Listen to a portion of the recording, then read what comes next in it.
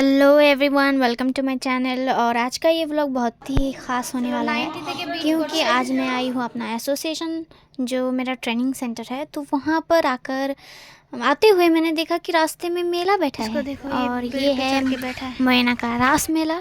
यहीं से दुकान स्टार्ट हो रहा है और यहाँ पर कितने सारे बाइक्स रखे हुए हैं। मतलब जैसे रास्ते में लोगों का मेला देखा है, दुकानों का मेला, यहाँ पर मोटरसाइकिल्स का मेला। एक्चुअली मैं जब आई थी आज घर से तो मुझे मालूम नहीं था कि यहाँ पर मेला बैठा है। मैं एक ध्यान में आई हूँ, अपने पढ़ाई के लिए आई हूँ। और फिर मैंने देखा कि रास्ते में इतना भीड़ कि मैं तो सोच रही थी कि पता नहीं कुछ हुआ है क्या। मतलब इतना ज़ोर से माइक भी नहीं बज रहा है, तो मैंने सोचा कि कुछ होगा। तो फिर आगे जाके पता चला कि मेला बैठा है, रास मेला।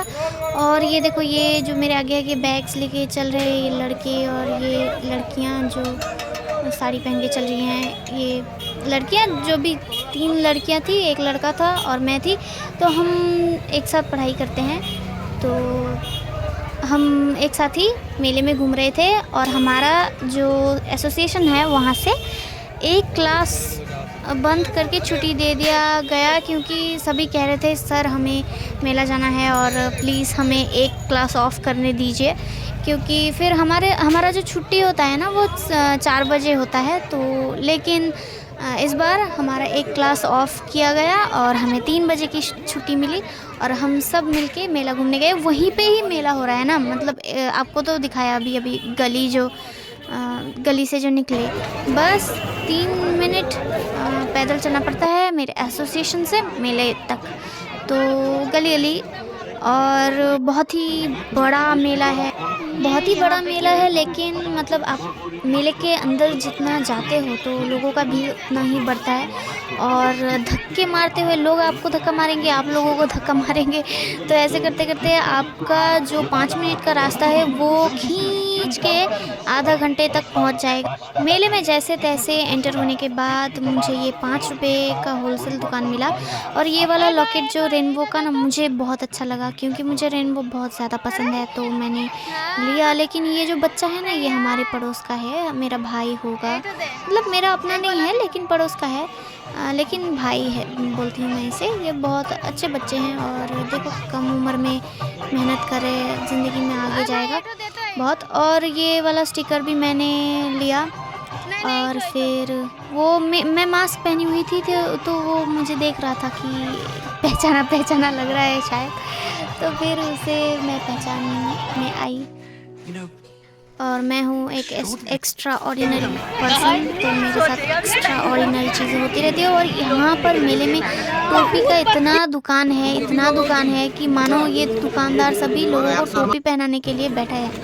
तो चश्मे का भी दुकान है। मैंने कुछ ख़रीदा नहीं, मतलब जो छोटी छोटी चीज़ें मैंने ख़रीदी बस वही, क्योंकि मुझे मालूम नहीं था ना मेला बैठा है। तो मेरे पास सिर्फ 150 रुपये था और 150 रुपये में मुझे मतलब यहाँ से घर से वहाँ तक जाना फिर आना, और वो रास्ते का चार्ज लगता है ना, बस में भाड़ा देना पड़ेगा जाने का आने का। तो वही बात है कि मेरे पास ज़्यादा पैसे नहीं थे कि मैं अपनी बहुत सारी पसंद की चीज़ें लूँ। तो मुझे जो अपने बजट के अंदर दिखा तो मैंने वो ख़रीदा। हाँ, लेकिन मेले में इतना टोपी का दुकान बैठा है तो मैं टोपी देख कर थक रही थी। और मैंने सोचा कि अगर मेरे पास अभी 500 रुपये होता तो मैं कुछ ख़रीद सकती थी, टोपी या फिर एक इयररिंग्स भी। मुझे बहुत सारा इयररिंग्स मुझे बहुत पसंद आया था। तो और भी बहुत सारी चीज़ थी। ये वाला पिंक बैग जो है मुझे बहुत अच्छा लगा था, वो बारबी वाला बैग। तो मैंने सोचा कि मुझे लेना चाहिए। फिर मैंने सोचा कि यार मैं कैसे ले सकती हूँ, मेरे पास तो पैसे नहीं हैं। ये सब देखो, ये इरेज़र है। मैं सोच रही हूँ कि मैं वापस फिर से आऊँगी क्योंकि ये मेला फिर से 1 हफ्ते के लिए रहेगा और फिर 1 हफ्ते बाद ये मेला ख़त्म हो जाएगा। और इस बार दुर्गा पूजा के मेले में या फिर किसी भी मेले में मैं घूमी नहीं हूँ, लेकिन ये रास मेला है और यहाँ पर मैं अचानक से घूम रही हूँ क्योंकि मेरा तो कोई प्लान नहीं था। और सामने ही मेला बैठा है और किसको नहीं अच्छा लगता मेला घूमना, मुझे तो अच्छा लगता है। और ये देखो माँ के नाम पे कितना अच्छा एक कविता लिखा हुआ है बंगाली में, बहुत ही खूबसूरत सा एक कविता है। और यहाँ पर मिठाई की दुकान बहुत सारी है, और यहाँ पर एक ख़ास मिठाई मिलती है वाइट कलर का, जो कि चीनी से या कुछ से बनता है, लेकिन पूरा चीनी का ही मानो एक गोल सा बनाया होता है। मुझे ज़्यादा पसंद तो नहीं है, लेकिन मैंने पहले भी देखा है और मैंने खाया है। अभी तो मैंने कुछ नहीं ख़रीदा।